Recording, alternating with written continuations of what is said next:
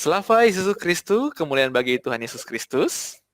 Ya, malam hari ini waktu sudah menuju pukul 22:12. Kita akan menjawab ada beberapa pertanyaan yang belum sempat terjawab dari pertemuan terakhir Patristik 101 pekan lalu. Oke. Nah, langsung saja lah ya. Kita bacakan pertanyaan dari yang pertama adalah Mas Marcel. Oke, Mas Marcel Aditya Hartanto. Perihal konsep dosa asal di Gereja Timur nih.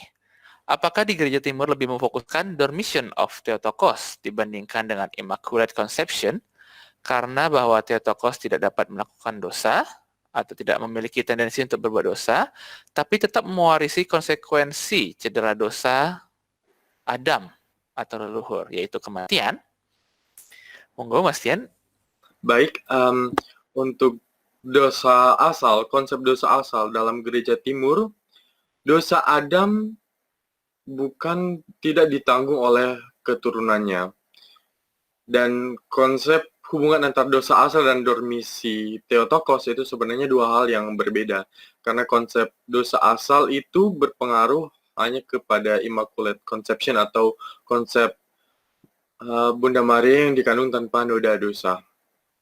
Yang itu menjadi sebuah dogma yang paling esensial dalam Gereja Katolik Roma.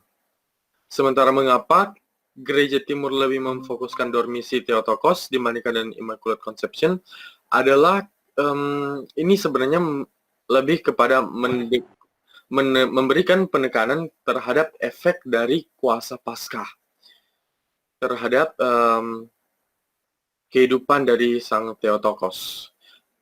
Yang bukan hanya juga sebenarnya efeknya itu kepada Theotokos, tetapi kepada semua umat beriman. Kita menyebutnya dormisi, atau dalam bahasa Indonesia terlelapnya Sang Theotokos, atau tertidurnya Sang Theotokos, karena kita tidak mengatakan bahwa Theotokos itu wafat, atau kita tidak menyebut pesta itu adalah pesta wafatnya Theotokos. Dalam pesta Paskah kebangkitan Kristus kita percaya bahwa dengan kuasa kematian Kristus telah menginjak-injak kuasa kematian, sehingga kematian tidak ada lagi. Semua orang yang percaya kepada Kristus tidak kita sebut wafat, tetapi terlelap. Itu sebenarnya mengapa kita mengatakan dormisi Theotokos. Kurang lebih seperti itu. Oke, terima kasih Mas Tian. Selamat bergabung juga buat Mas Theodorus Pramudia yang baru bergabung. Mas Theodorus ini akan bertanya secara langsung lah ya. Mungkin langsung aja Mas Theodorus diajukan pertanyaannya biar langsung dijawab. Oke. Ya. Mungkin pertanyaan ini agak panjang ya Mas ya, Pak ya. Oke, enggak. Jangan panggil Bapak, Mas aja boleh. Oh iya. Maaf Mas. Mas Yohanes berarti ya. Oke, monggo Mas Theodorus. Iya. Suara saya kedengeran? Cek. Jelas Mas. Oke, baik. Jadi gini, pertama saya mau sedikit narasi dulu ya, sedikit sharing dulu ya. Jujur aja kemarin setelah seminar tentang film Agustinus itu, saya semakin tertarik gitu ya pada sosok Agustinus gitu. Saya semakin penasaran, semakin kepo, sehingga saya iseng-iseng nyari di Google tentang Agustinus, dan ternyata kisahnya yang dibukukan dalam Confessions itu sudah difilmkan juga gitu ya. Akhirnya iseng-iseng saya cari dan saya download filmnya, dan menarik gitu ya. Saya kemudian menonton film tersebut, dan sepanjang film itu saya menangis gitu ya. Kenapa? Karena kisahnya Santo Agustinus yang difilmkan itu dan yang diceritakan dalam Confessiones itu related dengan hidup saya secara pribadi. Terutama ketika saya melihat bagaimana ketulusan seorang Monica dalam merawat dan membesarkan Santo Agustinus sementara Santo Agustinus pada masa mudanya itu hidupnya sangat berantakan, persis dengan hidup saya juga gitu. Dan pesan ini adalah pesan moral yang sangat universal yang dialami oleh Agustinus dan Santa Monica gitu ya. Dan bagi orang yang tertarik gitu ya dan kagum pada spirit dan perjalanan hidup Santo Agustinus ini, tentu juga merasakan efek yang sama gitu ya. dengan apa yang saya rasakan ketika saya melihat film Santo Agustinus ini, gitu. Nah, saya punya pertanyaan yang begitu sederhana, tapi nggak tahu ya pertanyaan ini mungkin retoris gitu loh. Pertanyaannya adalah Santo Agustinus itu digambarkan dalam perjalanan spiritualnya mengalami pengalaman jatuh dalam dosa yang begitu dalam. Apakah ini secara nggak langsung berkata bahwa nggak apa-apa kok kita berdosa, nggak apa-apa kok kita, maksudnya kita dalam arti ya kita berbuat dosa pun Tuhan nggak akan menyalahkan kita gitu. Toh nanti Tuhan dengan kerahimannya dia akan menyelamatkan kita. Atau apa gitu ya. Semoga sih apa yang saya katakan itu salah. Masa iya sih kita nggak apa-apa berdosa gitu. Itu sih pertanyaan saya. Mantap. Ini pertanyaan yang sangat itulah ya, bisa dibilang inti dan terkait juga dengan soteriologi gitu ya. Mungkin nyambung-nyambung juga dengan tadinya saya mau nanya juga nih, nyambung-nyambung sama pertanyaannya Mas Theodorus. Mungkin bisa dijawab langsung barengan gitu ya. Kira-kira kalau Gereja Katolik Ukraina dan Gereja Katolik Yunani Ukraina UGCC itu soteriologinya lebih condong ke soteriologinya Santo Agustinus atau lebih condong ke soteriologinya Santo Yohanes Chrysostomus gitu. Kan ada perbedaan tuh ya keduanya gitu. Ini nyambung-nyambung juga kayaknya sama pertanyaannya Mas Theodorus ini. Oke, monggo Mas Tian. Oke, mungkin menjawab pertanyaan dari Pak Yohanes tentang apakah Timur gereja kami UGCC atau GKYU atau lebih memiliki mendasarkan imannya pada soteriologi Agustinus atau Yohanes Chrysostomus. Setelah kembalinya gereja Ukraina ke dalam gereja Katolik, telah terjadi dialog dengan mengenai sosok dan ajaran dari Santo Agustinus ini, sehingga kami juga menghormati beliau sebagai seorang kudus dan ajarannya juga tetap memiliki pengaruh di dalam gereja kami. Jadi Timur yang memiliki banyak, yang disusun dari banyak bapak gereja, dari teologi bapak gereja, kita mendasarkan pertama-tama pada pemikiran mereka dan cara berpikir mereka. Tetapi kemudian setelah dialog yang terjadi, Gereja Katolik Yunani Ukraina juga menjadi lebih terbuka, dan sehingga pengaruh-pengaruh dari teologi Latin juga jadi ada pengaruhnya. Kemudian pertanyaan mengenai dosa dari Theodorus, apakah karena kita melihat bahwa banyak orang kudus itu bahkan setelah mereka percaya kepada Tuhan dan setelah mereka ditunjuk oleh Tuhan menjadi alat keselamatannya, mereka tetap berdosa dan tetapi akhirnya mereka tetap diampuni. Apakah itu menjadi pembenar bagi kita bahwa kita itu boleh berbuat dosa dengan harapan bahwa nanti Allah akan mengampuni? Pertama, kita harus tahu juga, kita harus paham bahwa kita sebagai manusia memiliki kelemahan. Dan salah satu santa yang dibacakan kisah hidupnya pada pada hari Kamis pekan kelima Prapaskah adalah Santa Maria dari Mesir. Beliau adalah contoh pertobatan yang sangat diteladani oleh umat Timur. Beliau adalah seorang pelacur dan bahkan beliau itu dikatakan lebih dahsyat perbuatan dosanya daripada Agustinus. Tetapi kemudian dia bertobat, tetapi kita melihat pertobatannya itu sungguh-sungguh. Dia mengasingkan diri ke gurun dan bertobat dengan Allah dan berusaha untuk untuk mengubah hidupnya. Jadi kuncinya adalah perubahan. Kita melihat juga dalam hidup Agustinus, hidup para orang kudus, bahkan di dalam Alkitab misalnya kisah perselingkuhan Daud. Setelah mereka bertobat, ada perubahan. Tetapi kita yang telah melihat bahwa mereka itu telah terjatuh, kita jangan berpikir bahwa kita itu boleh jatuh karena Allah itu akan mengasihani kita, meskipun memang kebenarannya bahwa Allah memang akan mengasihi kita setelah kita berbuat dosa. Ya, dalam katekismus Kristus Paskah kita, ini ada 6 daftar dosa melawan Roh Kudus. Dan dosa yang paling pertama adalah presuming God's mercy, atau terlalu memberanikan diri bahwa Allah akan mengasihani kita. Dan itu adalah salah satu dosa melawan Roh Kudus yang kita tahu dalam Alkitab, bahwa itu adalah salah satu dosa yang tidak diampuni. Jadi kita juga melihat sejarah gereja, zaman berkembang, dan banyak orang juga berharap gereja itu bakal merubah, dalam hal-hal moral mungkin melembutkan pandangan gereja. Tetapi yang kita lihat dalam hasil-hasil dari konsili, gereja tetap bertahan dalam hal iman dan moral. Dan seperti yang telah dibahas dalam pertemuan sebelumnya dari Father Oleg, salah satu jawaban beliau itu tentang perubahan dan modernisasi dalam gereja. Segala sesuatu kita pertahankan, ada yang bisa dirubah dalam hal praktis, tetapi mengenai hal iman dan hal moral, itu tidak ada yang bisa dirubah. Jadi mungkin itu jawabannya. Apakah dengan melihat bahwa mungkin Allah akan mengasihani kita sebagai pembenar dari kita harus berbuat dosa, itu saya rasa sesuatu sikap yang salah. Itu bahkan adalah dosa melawan Roh Kudus. Kira-kira seperti itu.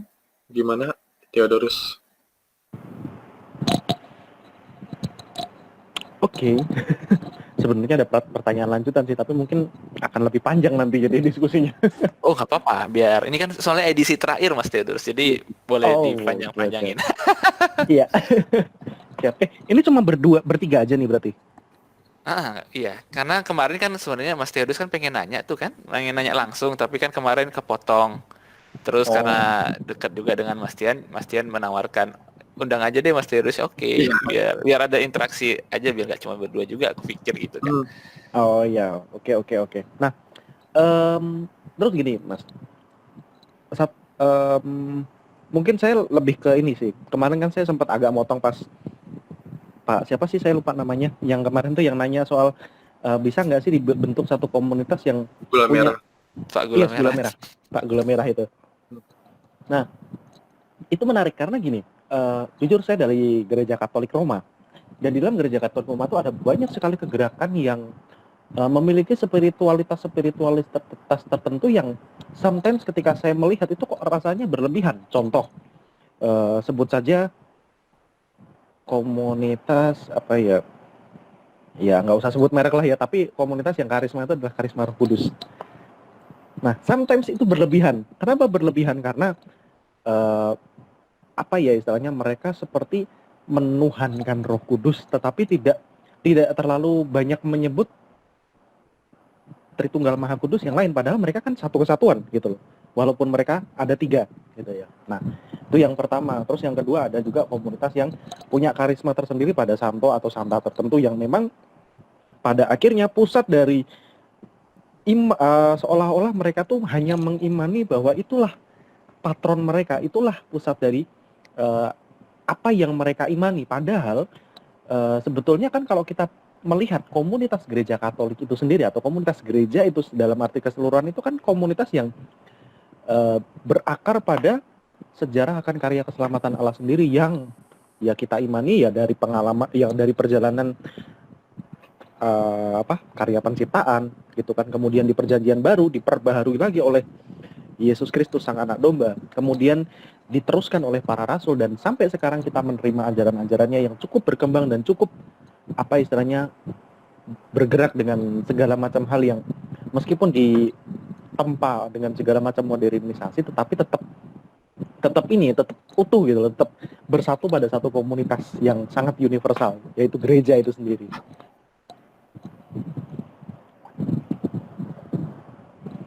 Oke, lalu pertanyaannya adalah apakah ketika orang itu membentuk satu komunitas pada karisma tertentu itu salah, dan bagaimana kita tetap tetap menjadi satu komunitas dengan gereja yang universal itu tanpa tanpa hanya memandang satu atau dua santo tertentu yang menjadi sumber spiritualitas kita dalam satu komunitas seperti itu. Oke, baik.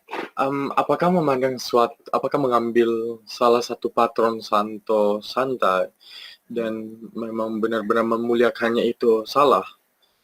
Sebenarnya jawaban sederhananya itu sesuatu yang tidak salah. Karena umat Katolik Timur di Indonesia juga, di bawah Rumah Bizantin, kami mengambil Santo Dimitri sebagai patron kami, yang kami muliakan dengan amat sangat, tetapi tetap sebagai seorang teladan. Apakah memuliakan itu salah atau tidak?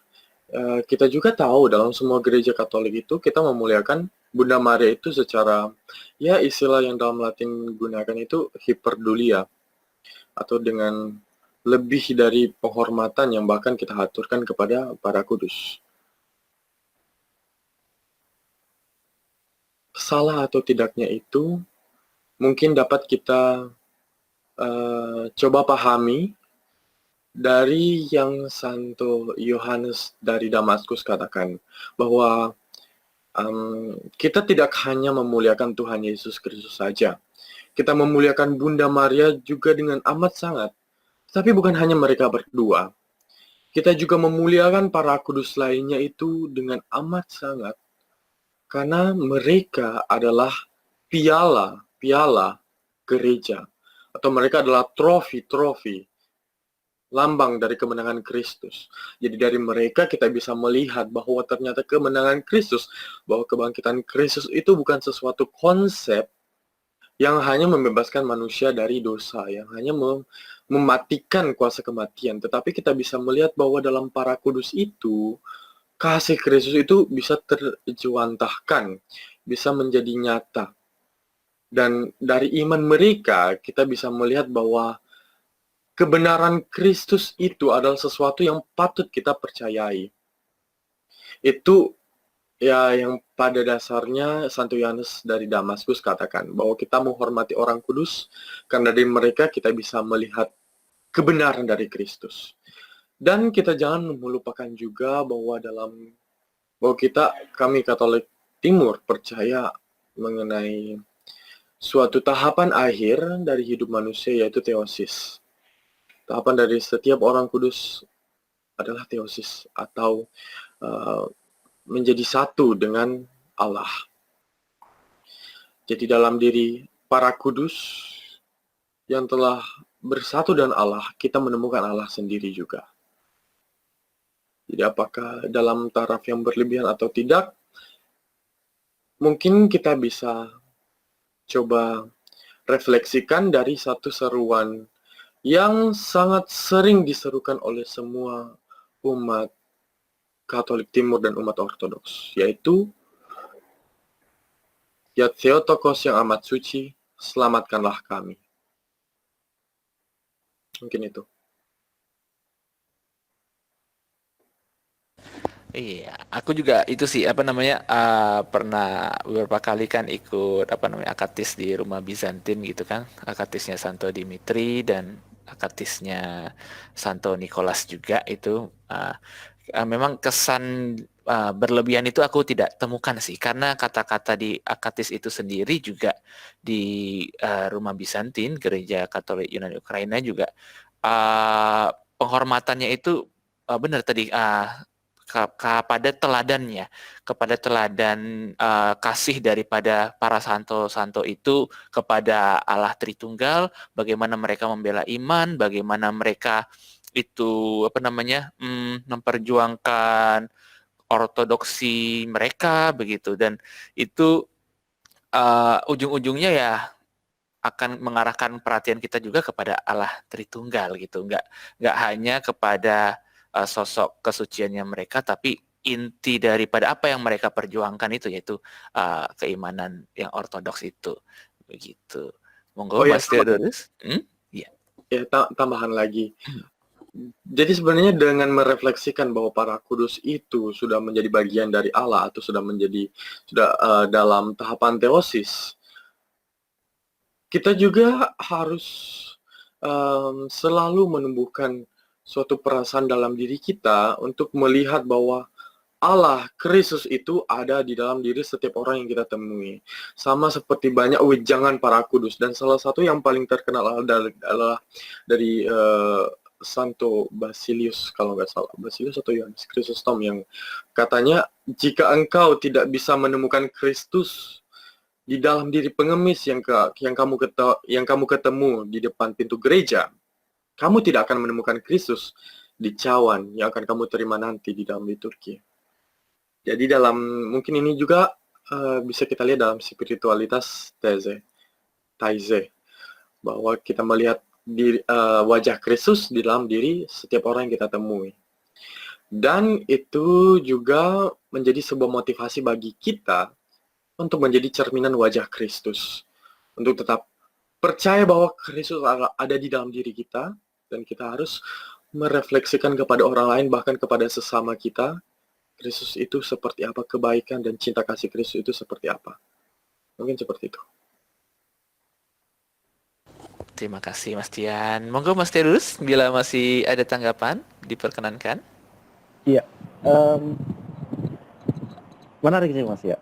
Jadi berarti kan nggak masalah ya ketika kita punya devosi tersendiri atau devosi tertentu pada santo atau santa, dan meminjam spiritualitas mereka untuk ya boleh dikatakan kita jadikan sebagai spiritualitas untuk hidup kita juga berdevosi ya istilahnya ya gitu.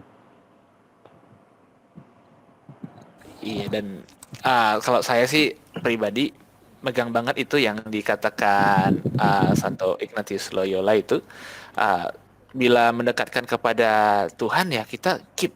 Kalau misalnya menjauhkan kepada Tuhan ya kita buang jauh-jauh begitu.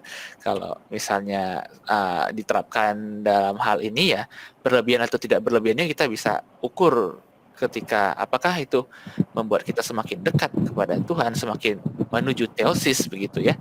Nah, itu berarti tidak berlebihan, tapi begitu itu ternyata menjauhkan kita ya itu kita harus waspada dan bersiap-siap gitu. Mungkin kalau saya sih begitu sih. Oke. Mungkin ambil contoh juga dari cara kita menyayangi orang tua kita. Bagaimana kita menyayangi orang tua kita yang memang menuntun kita kepada segala kebaikan. Kita juga menyayangi orang kudus. Karena mereka juga pastinya berdoa yang terbaik buat kita juga. Oke, terima kasih Mas Theodorus atas pertanyaannya. Bila nanti masih ada yang terbersit boleh ya. Kita lanjut ke pertanyaan berikutnya dari siapa ya? Mas Denny kali ya, Mas Denny. Oh iya, Mas Denny. Oke. Bagaimana tanggapan Gereja Katolik tentang cerita yang mengatakan bahwa skisma itu semakin panas karena 4 gereja timur tidak menerima gelar gereja Roma Barat yang menyatakan dirinya sebagai pemimpin 5 gereja besar, dengan semakin panas karena penyerangan tentara Ottoman ke Hagia Sophia, dan gereja Barat menolak untuk membantu. Apakah sejarah itu valid? Dan jika benar, apa latar belakangnya? Yap, sebenarnya sejarahnya itu tidak sesederhana itu.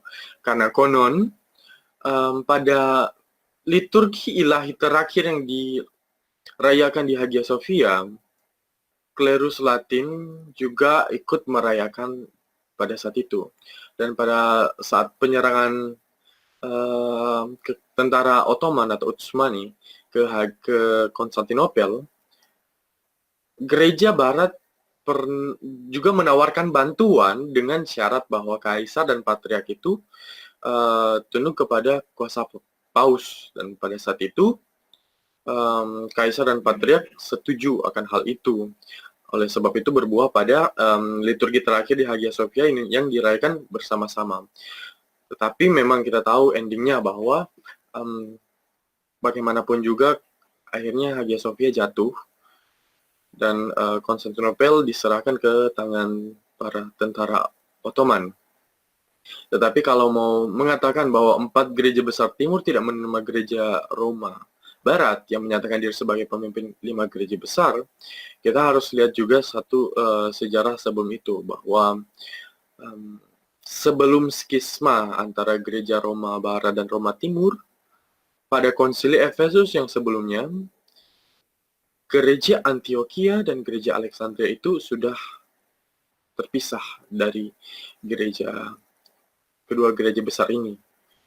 Sehingga ada sebutan gereja Kalsedonian dan gereja non-Kalsedonian. Mungkin itu.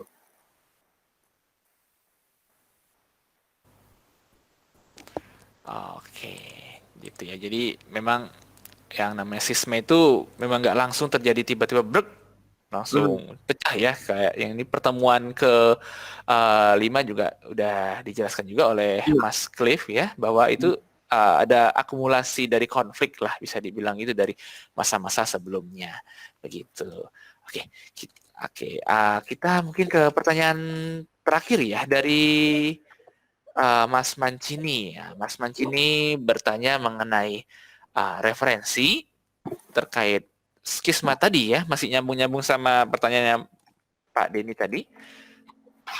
Apa sih referensi-referensi yang bisa kita rujuk dengan akurat begitu terkait skisma ini? Karena pastinya yang namanya konflik ya pasti ada dua sudut pandang lah ya, dari barat seperti apa, dari timur seperti apa begitu. Oke, mungkin Mas Tian punya sebundel referensi. Iya, sebenarnya kalau mau minta referensi dari skisma, ntar saya lihat di Katekismus skisma. Oh, tampaknya di Katekismus tidak ada ya soal skisma. Soal skisma sebenarnya bisa kita lihat dalam ensiklopedia atau kamus tentang sejarah skismanya itu bagaimana. Itu lebih kepada pandangan yang lebih netral, lebih umum. Bisa kita lihat di Katekismus Gereja Katolik Roma atau dictionary dari istilah-istilah Kristiani. Ada di sana. Boleh lihat bisa bicara referensinya dari sana. Tetapi ada juga satu buku yang saya sarankan untuk memahami skismanya dan lebih khususnya tentang relevansi dari skisma itu dan apa yang terjadi sekarang ini. Ada satu buku ini. Judulnya Orthodox Constructions of the West. Ini dicetak dari Fordham University, terbitan 2013. Isinya itu ada banyak artikel tentang perpecahan itu sendiri, tetapi lebih kepada pengaruhnya, apa yang menyebabkan skisma itu, dan bagaimana kita menyikapinya setelah 10 abad berlalu. Sama seperti dari Ortodoks juga, di sana ada tulisan mengenai terang dari timur dan membahas juga mengenai Thomas Aquinas, dan teristimewa dari dalam buku ini ada suatu tulisan juga dari Imam Yesuit, dari Robert Taft. Beliau adalah Imam UGCC, Imam GKYU, dan di dalam buku ini bisa dikatakan pembahasan mengenai skisma dan relevansinya dan bagaimana kita harus menyikapi sekarang itu lebih komprehensif. Jadi mungkin ini satu-satunya buku yang bisa saya sarankan untuk membaca mengenai skisma dalam pandangan, ya bisa dibilang pandangan netral, pandangan dari Gereja Ortodoks Timur juga, maupun pandangan dari Gereja Katolik Union Ukraina terkhususnya. Begitu. Oke, tapi ini lebih condong ke sudut pandangnya Gereja Timur ya Mas Tian ya? Karena judulnya saja udah Orthodox Construction begitu. Iya. Oke. Aku mungkin mau nyaranin juga kalau misalnya mau melakukan pelacakan mandiri, sebenarnya dari Wikipedia itu bisa menjadi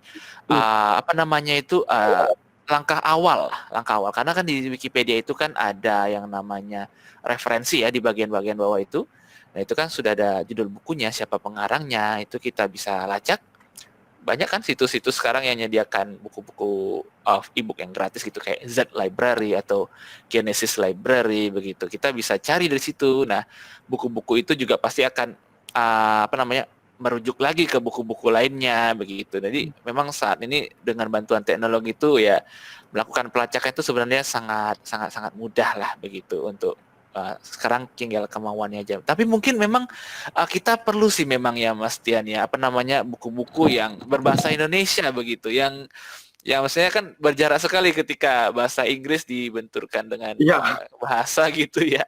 Kita jadi aduh agak keder gitu lihatnya gitu. salah satu kebutuhan juga kita di sini. Dan Betul. Rumah Bisanti juga memang dalam banyak buku yang sedang diterjemahkan juga. Karena Nah itu, itu benar-benar kayak yang sedang udah terbit atau udah terbit ya yang kemarin yang kepada para penentang Icon itu kan terjemahan dari ya itu udah. ah, Ini sementara dalam pengerjaan itu buku keduanya. Santo Yohanes Damaskus lagi ya. Iya, dari Santo yang sama. Oke. Ya, ada beberapa itu buku yang udah diterjemahkan juga di Rumah Bizantin itu kayak Cahaya dari Timurnya siapa itu Mas namanya? George Appleyard. George Appleyard itu juga Beliau terjemahan. itu George Appleyard itu imam Katolik Roma yang kemudian menjadi imam Katolik Timur. Sudah Timur. Oke, ya itu dia. Tapi itu belum itu ya, cetak ulang lagi ya, yang itu ya. Ya, mau coba dicetak ulang. Lagi perbaikan layout sih. Oh, mantap. Oke, begitu. Ya kita dukung teruslah usaha-usaha Rumah Bizantin melalui Mas Tian dan Mas Cliff sebagai tenaga penerjemah dan penulis. Monggo kalau Mas Theodorus masih ada pertanyaan atau tanggapan atau mengajukan diri untuk sebagai penerjemah. Waduh, iya.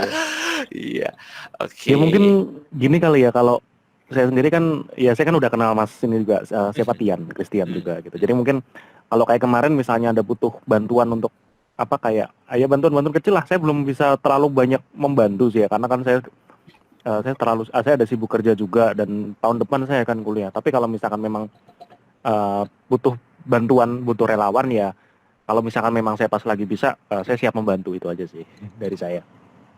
Thank you. Mantap, terima kasih banyak Mas Iya. Theodorus. Dan gini Mas, saya mau nanya nih, tadi bicara soal skisma ya. Oke, jadi gini Mas, saya sih nggak akan terlalu banyak membahas soal skisma yang terjadi di masa lalu sih, tetapi lebih kepada terobosan-terobosan yang dilakukan oleh Paus Fransiskus di masa kini.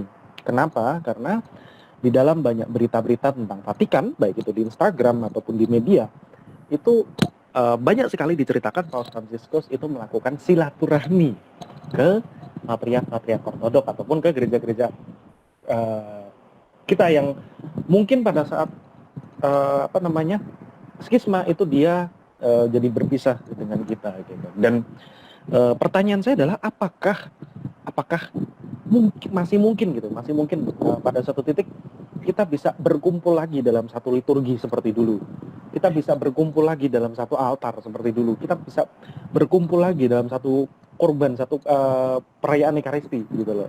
Satu liturgi ilahi seperti dulu lagi sebelum terjadinya skisma itu. Ya, itu selalu menjadi doa kita ya. Persatuan. Saya juga berharap itu. Ya, apakah bisa atau tidak? Ya, itu juga doa saya juga sih sebenarnya. Yang itu pula ya yang buat saya akhirnya ke main-main ke Rumah Bizantin, ke mana-mana gitu ya, karena pengen melihat, karena kan apalagi kalau Gereja Katolik Yunani Ukraina itu bisa dikatakan adalah ritus timur yang bersatu kembali begitu ya dengan ritus barat. Apakah mungkin justru konsep yang orang ortodoks sebut sebagai unyat itu justru sebenarnya adalah konsep yang ideal untuk mimpi kita bersama ini, jangan-jangan ya? Sebenarnya kata konsep unyat kan artinya bersatu kembali atau bergabung kembali.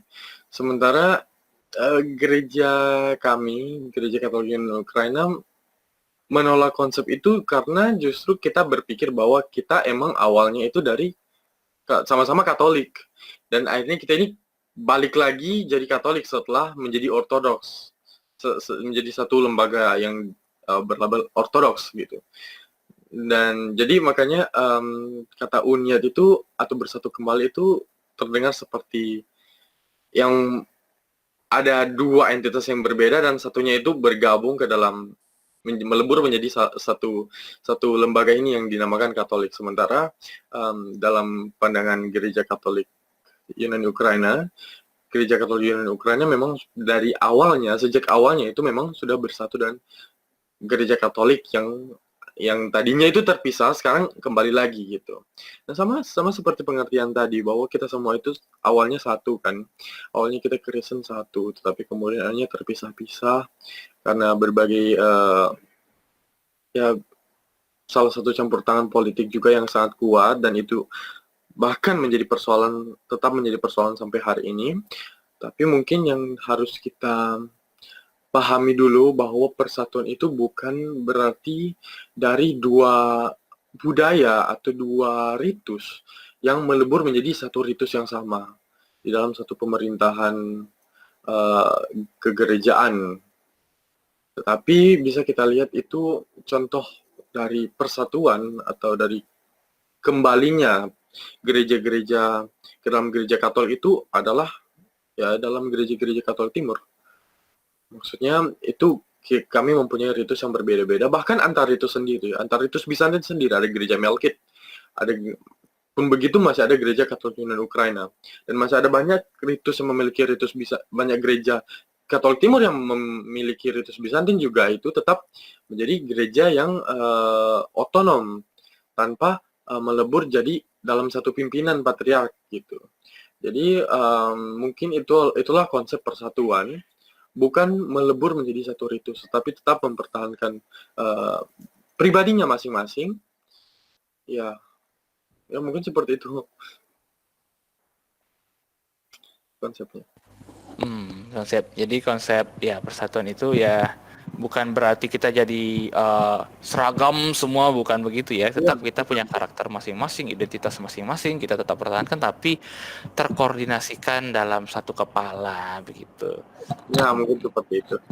Oke, mungkin kalau saya sederhanakan dan saya ibaratkan seperti Indonesia Bhinneka Tunggal Ika gitu ya. Nah, ya kita semua satu kandungan Ibu Pertiwi.